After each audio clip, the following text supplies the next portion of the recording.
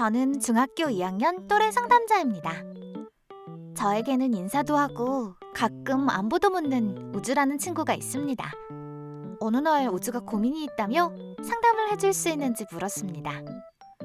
처음엔 놀랐지만 내색하지 않고 상담을 위한 약속을 잡았습니다. 얼마 뒤 운동장에서 우주와 만난 저는 우주의 긴장을 풀어주기 위해 날씨나 기분 등을 물으며 상담을 시작했습니다. 우주는 2학년 새 학기에 친한 친구와 다른 반이 되었는데 같은 반 친구들에게 어떻게 다가가야 할지 몰라 우울해하고 있었습니다. 친구들에게 다가가기 힘든 정도가 0점부터 10점 중에 몇 점 정도인지 묻자 우주가 7에서 8점이라고 답했습니다.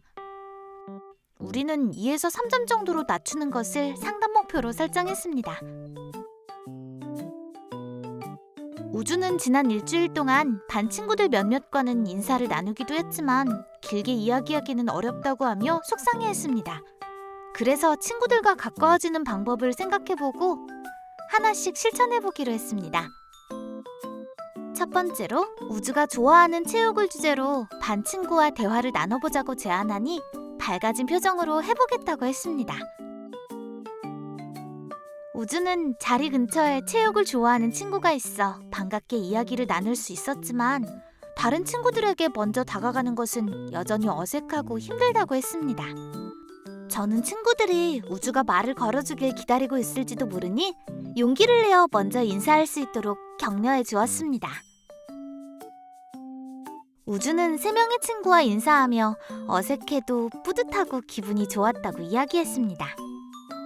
저는 우주가 용기 내어 노력한 부분을 칭찬해 주었습니다. 우주는 다른 친구들한테도 다가가고 싶다고 하며 다른 방법을 같이 생각해 보자고 했습니다. 그래서 저는 두 번째로 전에 체육을 주제로 대화했던 것처럼 다른 관심사나 취미를 공유해 보는 것은 어떨지 제안했습니다. 우주는 책을 읽는 것을 좋아하는데 반에 책 읽는 것을 좋아하는 친구들이 몇 명 있다고 이야기했습니다.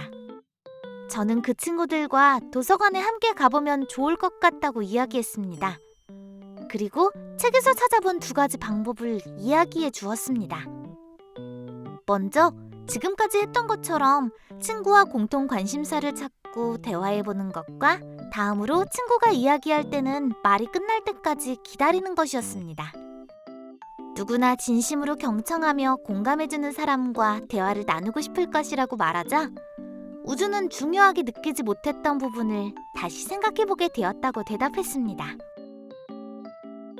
우주는 상담 후 친구들과의 대화에 조금 더 집중하고 공감해보기를 할 수 있었다고 했습니다. 우주는 친구가 진심을 알아준 것 같아 뿌듯하고 기분이 좋았다고 말하며 미소 지었습니다.